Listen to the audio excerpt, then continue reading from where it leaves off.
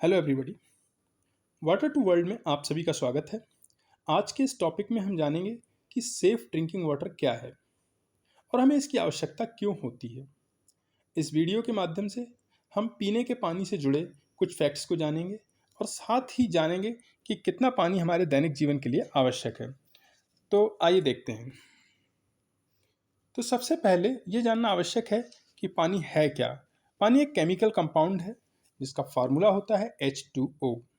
पानी के एक मॉलिक्यूल या अणु में ऑक्सीजन का एक और हाइड्रोजन के दो एटम्स या जिसको परमाणु कहते हैं वो होते हैं, जो कि आपस में कोवैलेंट बॉन्ड में जुड़े रहते हैं। अब हम जानेंगे कि संसार में पानी का स्टेटस क्या है। तो अप्रॉक्सीमेटली 70% या 70% पृथ्वी की जो सतह है वो पानी से कवर्ड है, लेकिन बावजूद इसके जो पीने के योग्य पानी है वह सिर्फ 1% है, क्योंकि जो बाकी का पानी है या तो कंटामिनेटेड है या फिर इतना सैलाइन या खारा है कि इसका TDS 50,000 से लेकर 2 लाख या उससे भी अधिक हो सकता है। तो ये पानी क्या होता है, एक्चुअली पीने के लायक नहीं होता है। तो हम देखते हैं कि अब जो सेफ या सुरक्षित पानी की आवश्यकता होती क्यों है, वाई सेफ ड्रिंकिंग वाटर और वाई सेफ वाटर। तो पहली बात, जैसे रोटी कपड़ा और मकान हमारी मूलभूत आवश्यकताएं हैं, उसी प्रकार पानी इन सभी फंडामेंटल नीड की तरह है, या हम ये कह सकते हैं कि फंडामेंटल नीड्स में पानी सबसे ऊपर है। दूसरी चीज़ यह है कि जो पॉल्यूटेड या प्रदूषित पानी को हम सिर्फ गंदा पानी नहीं कह सकते हैं, बल्कि कभी कभी ये इतना घातक हो सकता है कि ऐसे प्रदूषित पानी को पीने से हमारी जान तक जा सकती है। WHO या वर्ल्ड हेल्थ ऑर्गेनाइजेशन के एक अनुमान के अनुसार जो प्रति व्यक्ति पानी का उपभोग होता है वो करीबन 20 से 50 लीटर प्रतिदिन होता है। जनरली जो यूज किया जाता है पीने के पानी के लिए यूज करते हैं, खाना बनाने के लिए यूज करते हैं और अपनी जो व्यक्तिगत साफ सफाई नहाने धोने में प्रयुक्त किया जाता है। अब कुछ लोगों का मानना ये भी होता है कि यार प्रदूषण तो जो पानी होता है वो सिर्फ नदी या तालाब वगैरह का जो सरफेस वाटर है सिर्फ वही पानी पॉल्यूटेड हो सकता है, बाकी हम तो क्या है कि बोरवेल का पानी यूज करते हैं उसमें कोई कंटामिनेशन नहीं हो सकता। तो ऐसा नहीं है, जिस तरीके से सरफेस वाटर होता है उसी प्रकार से बोरवेल का पानी भी कंटामिनेटेड हो सकता है।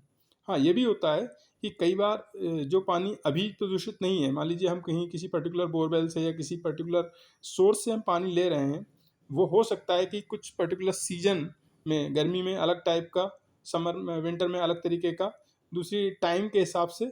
और अगर कई बार ऐसा होता है कि एक ही जगह पे हम लोग रहते हैं लेकिन दो जगह पे हम अलग अलग पानी की क्वालिटी चेक करें तो उसकी जो क्वालिटी होती है उसमें डिफरेंस आ जाता है।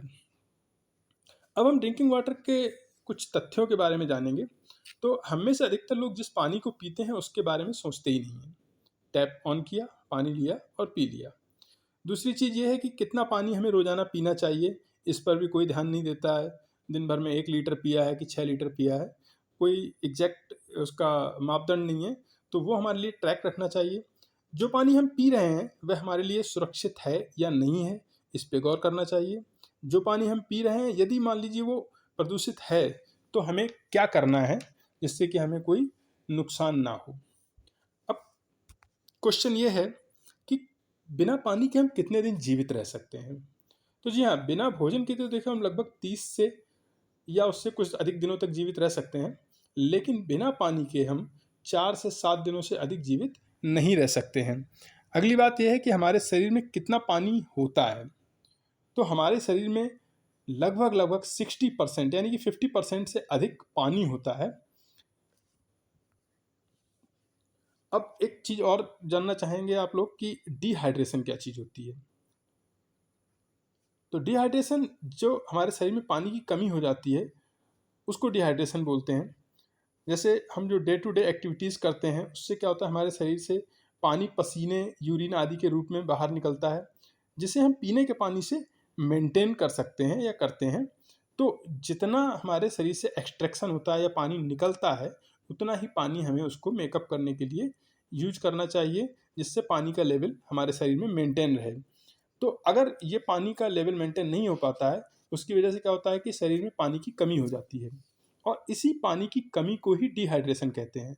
अब यदि हमारा शरीर 1% डिहाइड्रेट होता है तो क्या होता है कि हमें प्यास का अनुभव होने लगता है और हमारा जो एक कंसंट्रेशन है या एकाग्रता है उसमें कमी आने लगती है। यदि ये डिहाइड्रेशन बढ़कर के 5% हो जाता है तो हमें गर्मी लगने लग जाती है और हमारी जो कार्य क्षमता है उसमें कमी आने लगती है।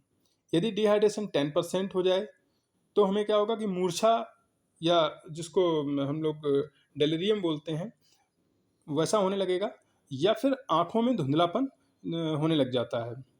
और अगर डिहाइड्रेशन कहीं बढ़कर के 20% या उससे भी अधिक हो जाए तो हमारी मृत्यु भी हो सकती है। तो हमें ध्यान रखना है कि किसी भी कंडीशन में हमारे शरीर से पानी डिहाइड्रेट नहीं होना चाहिए, मतलब प्रॉपरली हाइड्रेटेड रहना चाहिए। अब हम ये जानेंगे कि कितने पानी की हमें आवश्यकता होती है। जैसा कि अभी पिछले स्लाइड्स में हमने जिक्र किया था कि हमारे शरीर में जो बॉडी का जो वेट है वो मोर देन 50% क्या होता है, पानी का बना हुआ है, मतलब अप्रॉक्सीमेटली 60% पानी है। इसलिए जानना बहुत ज़रूरी है कि हमें कितना पानी चाहिए और क्यों चाहिए। तो शरीर के तापमान को नियंत्रित करने के लिए, हड्डियों के जोड़ों को लुब्रिकेशन के लिए, और शरीर से जो वेस्ट या अशुद्धियाँ जो पसीने, मल मूत्र इत्यादि के रूप में शरीर से बाहर निकलती हैं उनको मेंटेन करने के लिए। दूसरा, पानी की कमी हमारे शरीर में डिहाइड्रेशन को बढ़ा सकती है, जिससे हमारी मसल्स या मांसपेशियाँ जो होती हैं वो कमज़ोर हो सकती हैं, और गर्मी से थकावट या हीट स्ट्रोक, जिसको आम बोलचाल की भाषा में लू लगना कहते हैं, वो हो सकता है। तो ये ना हो, इसके लिए हमारे लिए हाइड्रेटेड होना बहुत ज़रूरी है। और एक बहुत ही इंपॉर्टेंट फैक्ट ये भी है कि हमारे शरीर का जो पीएच वैल्यू होता है दैट इज़ 7.4, मतलब 7.4 के आसपास मेंटेन होना चाहिए। यदि शरीर की पीएच वैल्यू 6.9 से कम हो जाए या 7.6 से अधिक हो जाए तो हमारी जान को खतरा हो सकता है। यहाँ पर पानी हमारी बॉडी में पीएच को 7.4 के आसपास मेंटेन करने का काम करता है। अब पानी कितना पिए उसके लिए यहाँ पर एक चार्ट है जिसे हम देख सकते हैं। तो जो बच्चे होते हैं उनके लिए 1.3 से 1.7 लीटर्स पर डे, जो पुरुष होते हैं उनके लिए 3.7 लीटर्स पर डे, जो महिलाएं होती हैं उनके लिए 2.7 लीटर्स पर डे, गर्भवती महिलाओं के लिए 3 लीटर प्रतिदिन, और स्तनपान कराने वाली महिलाओं के लिए 3.8 लीटर प्रतिदिन की आवश्यकता अप्रॉक्सीमेटली होती है। अब ये एक जो चार्ट था, ये एक क्या है कि इंडिकेटिव चार्ट है, लेकिन ये कुछ कंडीशंस में ये जो मात्रा होती है वो कम या ज़्यादा भी हो सकती है। तो हम देखेंगे कि वो ऐसी कौन सी कंडीशंस होती हैं जिसमें पानी की मात्रा, जो ड्रिंकिंग वाटर की रिक्वायरमेंट है, वो कम या ज़्यादा हो सकती है। तो सबसे पहला है कि गर्म या ठंडा मौसम।